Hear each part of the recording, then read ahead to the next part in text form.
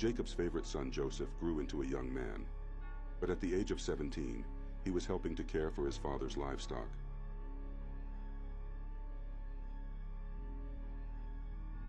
His brothers were also engaged in the same work.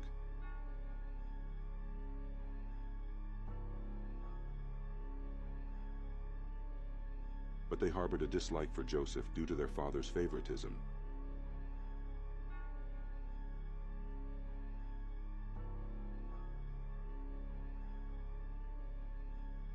Pt. 37:3. To exacerbate matters, Joseph shared with his brothers dreams he had about becoming an important person. Pt. 37:5-11.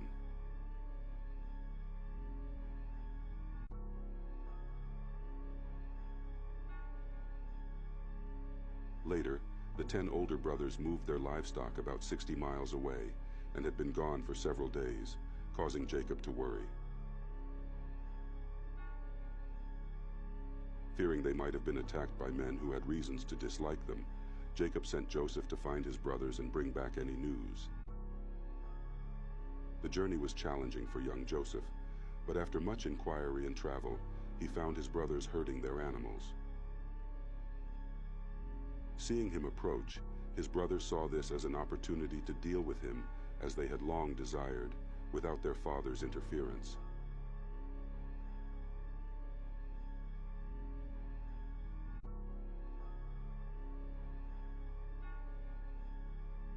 "Well," one of the brothers sneered, "if it isn't Joseph the dreamer." Suddenly, Joseph felt his arms painfully pinned behind him as his brothers seized him. "Rip his coat off," someone yelled. Joseph was wearing a bright, many-colored coat that his father had given him.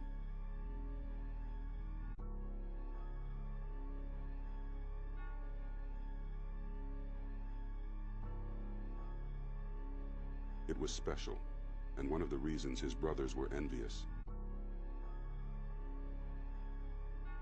After they tore off the coveted coat, they threw Joseph into a nearby deep, narrow pit. He landed on loose, dry gravel at the bottom of what had been a well and was unhurt. He tried to scramble out, but the loose rock fell away each time he touched it. Realizing it was useless to try climbing out, Joseph initially thought his brothers were playing a trick on him. He repeatedly called up to them for help, but the only response was occasional laughter as they started eating their noon meal.